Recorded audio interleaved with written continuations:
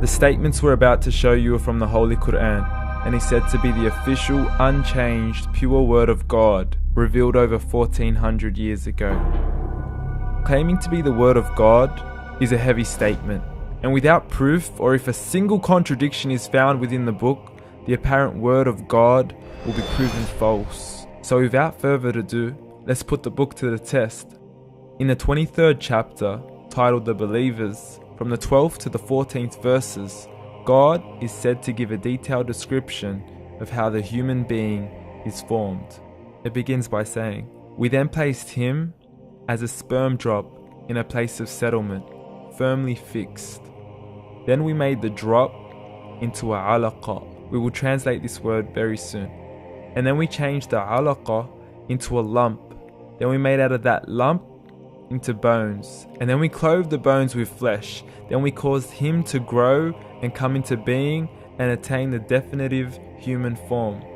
In the 21st century, we can now safely say that this verse is clearly describing the process of human development in correct chronological order.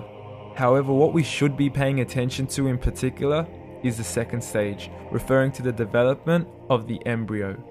The specific word used to describe the embryo in this verse is the word alaqa. The word alaqa, when translated into English, can mean three separate things. Firstly, a blood clot, or to be suspended, that is to be hanging or clinging to something, or thirdly and finally, a leech. Now, all three definitions don't come anywhere near what we perceive to be the human embryo. So, why are these words used, and what significance do they share with the human embryo? Can the embryo be described as a blood clot? Well, what do you think? In the third week of embryonic development, a tubular heart joins with the blood vessels to form a primordial cardiovascular system, and by the end of the third week, the blood is circulating and the heart begins to beat on day 21. The first thing that comes to mind in regards to being suspended or hanging is the umbilical cord. But we can't use that example because we are simply referring to step 2, before the baby has even formed.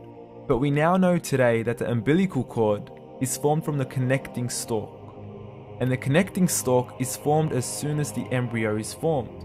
The embryo's connecting stalk has even been described by John Allen and Beverly Kramer as an object to suspend the developing embryo in the extra-embryonic column.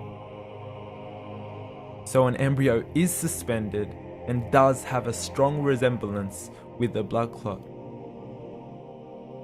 What on earth would an embryo have to do with a leech? Figure A shows the structure of an embryo at 25 days. Figure B shows a leech. Now please note once again that the embryo in this stage is no greater than the size of a kernel of wheat. This is an X-ray of the embryo at 22 days. This is the internal structure of a leech. It's mind-blowing stuff, but you still haven't seen anything yet. This is the head of the embryo at 22 days. The detail you are seeing right now is absolutely impossible to be seen with the human eye and can only be seen with a microscope.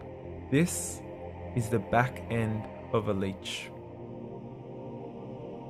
There's no other words used to describe this other than mind-blowing.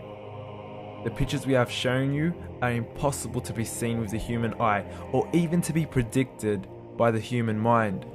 Once again, the verses we have shown you were revealed over 1400 years ago to a man who couldn't read nor write. Are these the words of God?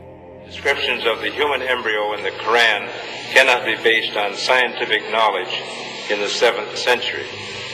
The only reasonable conclusion is that these descriptions were revealed to Muhammad from God, from God, from God, from God.